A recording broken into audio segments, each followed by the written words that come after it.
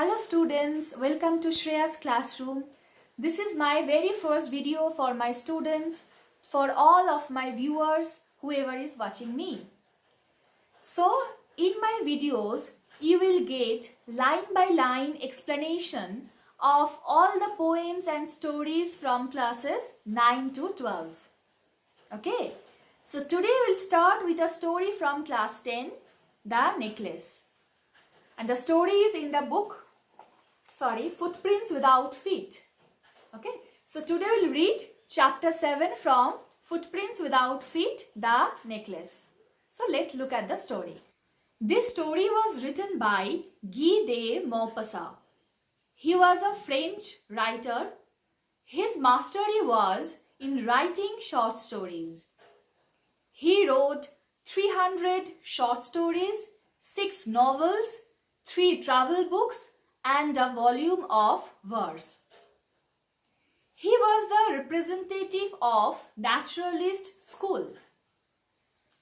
A tone of disillusionment and pessimism used to permeate in his stories. So let's come to the story now. Okay. She was one of those pretty young ladies born as if through an error of destiny into a family of clerks. She had no dowry, no hopes, no means of becoming known, loved and married by a man either rich or distinguished.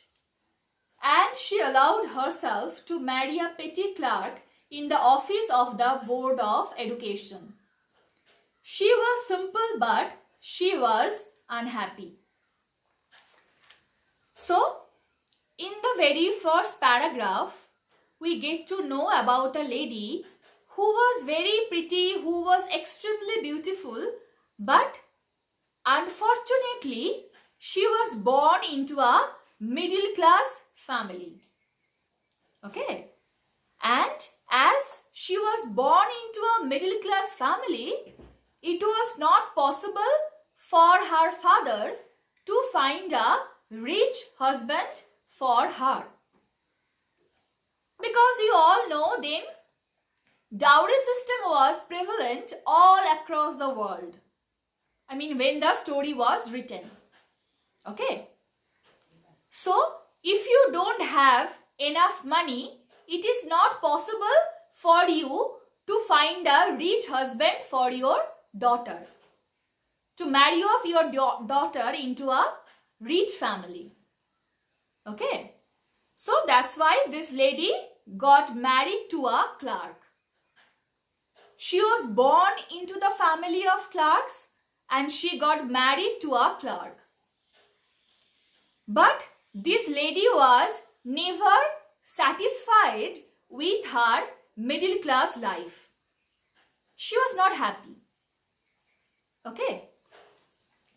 She suffered incessantly, feeling herself born for all delicacies and luxuries. She suffered from the poverty of her apartment, the shabby walls and the worn chairs. All these things tortured and angered her. So, according to her, her beauty mismatches with the life she leads. Because she is extremely beautiful and she thinks that she should be born to enjoy all the delicacies and luxuries of the world. But unfortunately, she is suffering due to her poor life, due to her poor lifestyle. Okay. So she was very unsatisfied with her life. When she seated herself for dinner opposite her husband, who uncovered the tureen with a delighted air, saying, "Oh, the good pot pie! I know nothing better than that." She would think of elegant dinners of shining silver. She thought of the exquisite food served in marvelous dishes. She had neither frocks nor jewels, nothing. And she loved only those things. So, her husband was very simple. He was very happy with the life he has received by the grace of fortune. But this lady was always dreaming for a luxurious life. She used to think of exquisite foods, marvelous crockeries. So she was extremely fond of those things. But unfortunately, she had nothing. She simply could not afford. Okay. She had a rich friend, a schoolmate at the convent, who she did not like to visit. She suffered so much when she returned. She wept for whole days from despair and disappointment. So, this lady had a friend who was very rich. But this lady used to avoid visiting her friend's house because her friend was leading a kind of life for which this lady always dreams for. Okay, so that's why she used to suffer from frustration and disappointment whenever she paid a visit to her friend. Okay.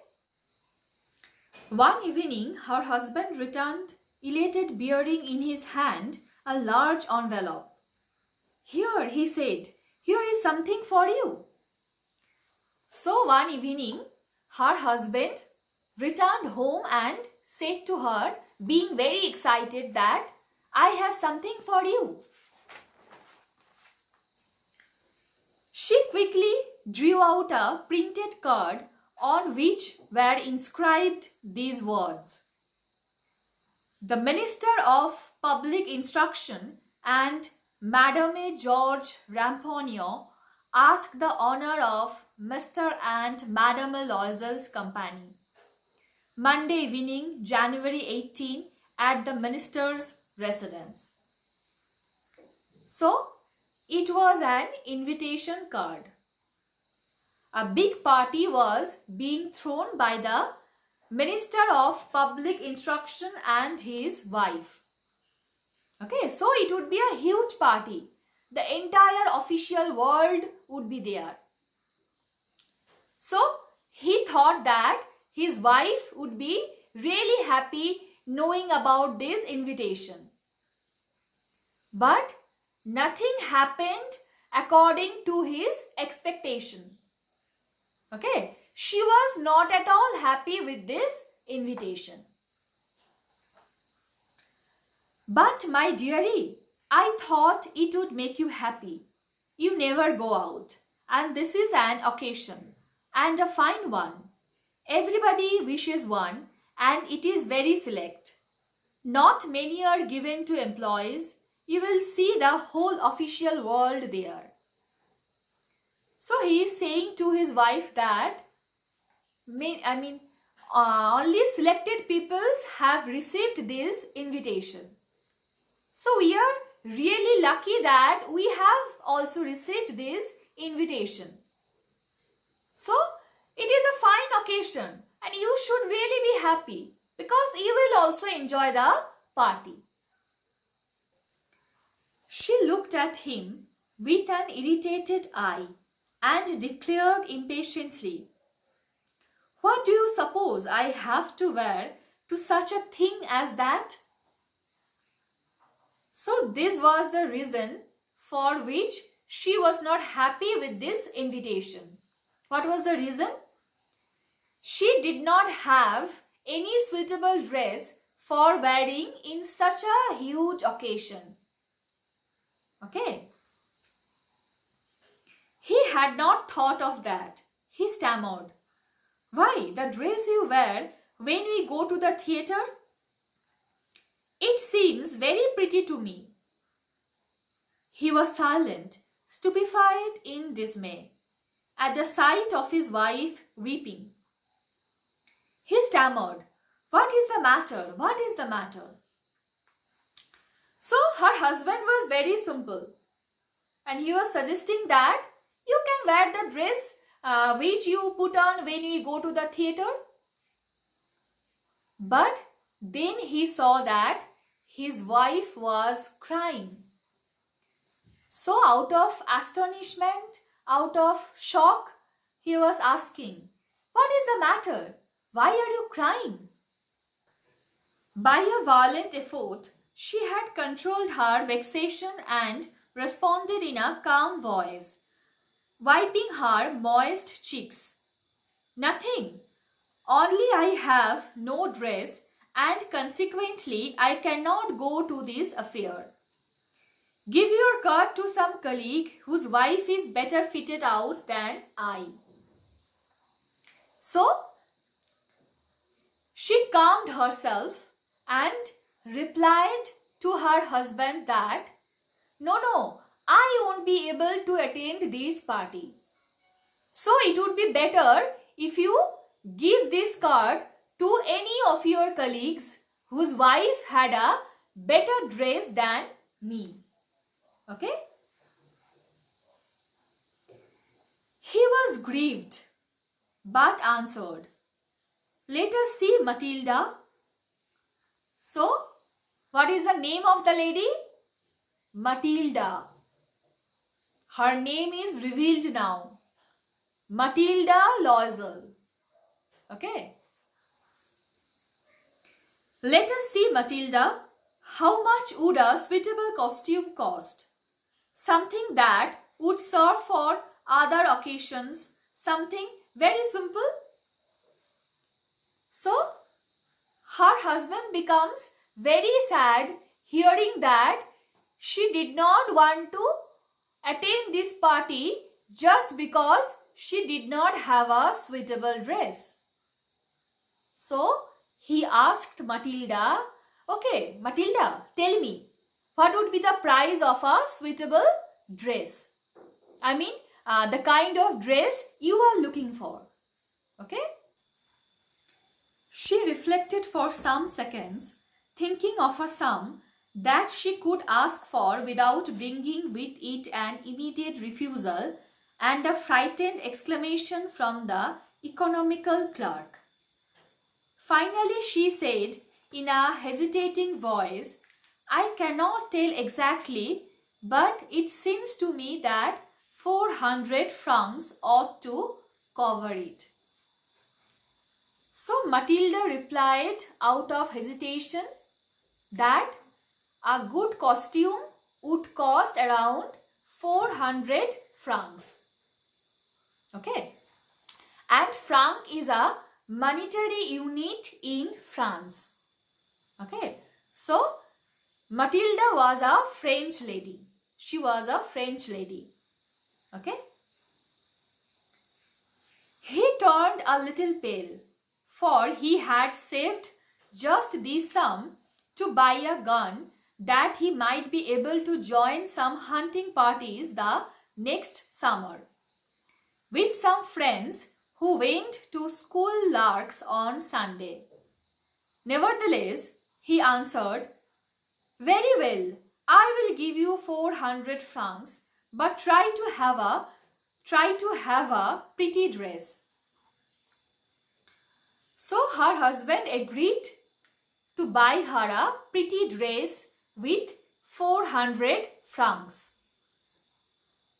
Though he had some other plan with that money, with that 400 francs.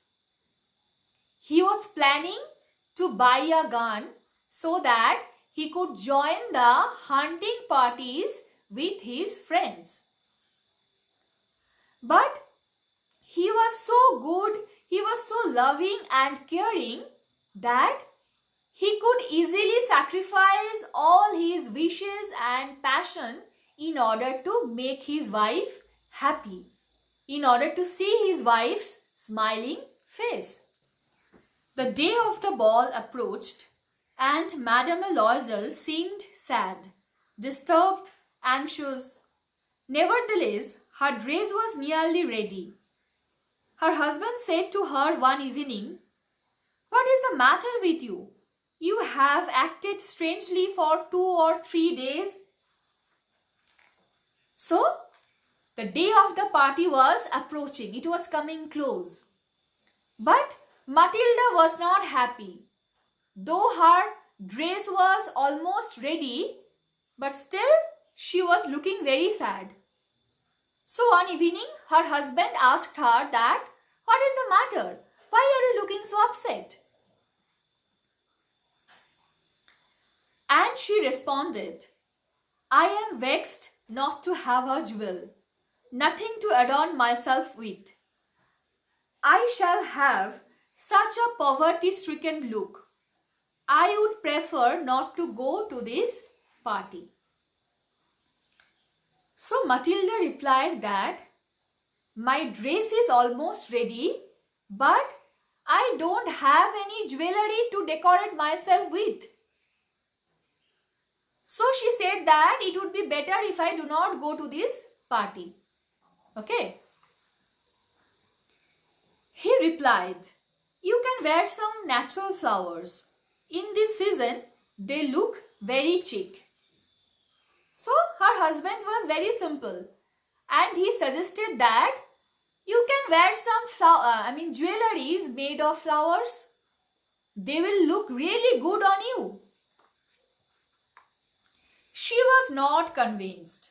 "No," she replied, "there is nothing more humiliating than to have a shabby year in the midst of rich women."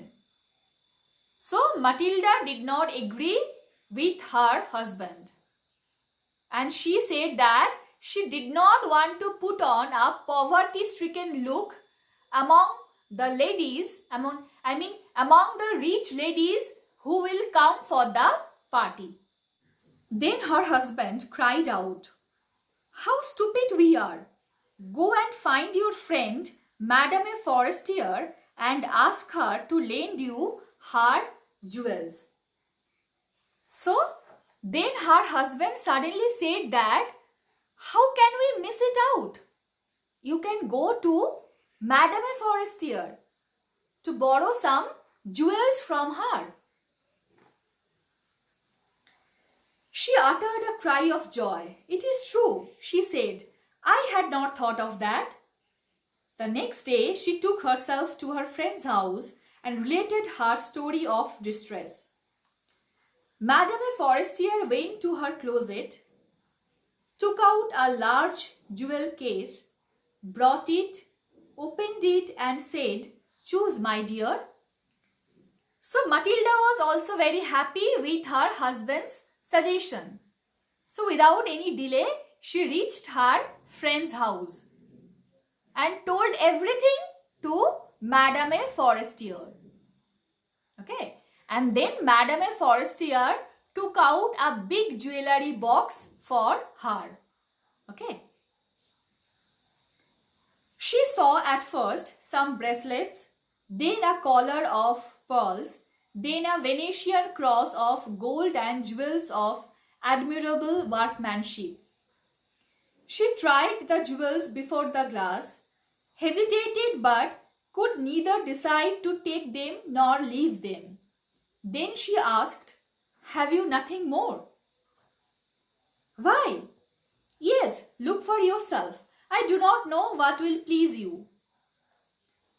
Suddenly she discovered in a black satin box a superb necklace of diamonds. Her hands trembled as she took it out. She placed it about her throat against her dress and was ecstatic. Then she asked in a hesitating voice, full of anxiety, "Could you lend me this? Only this?" "Why, yes, certainly." So, at first Matilda could not choose anything for her. Then she found a beautiful diamond necklace which was looking very pretty on her throat. So she was ecstatic. Means she was extremely happy after discovering this diamond necklace. So finally, she selected a beautiful diamond, a black diamond necklace for her. Okay? So I shall stop here today. In the next video, I will upload the next part of the story. So if you get benefited by my video, please like, comment, share and subscribe. And don't forget to press the bell icon so that you get notified whenever I upload a new video.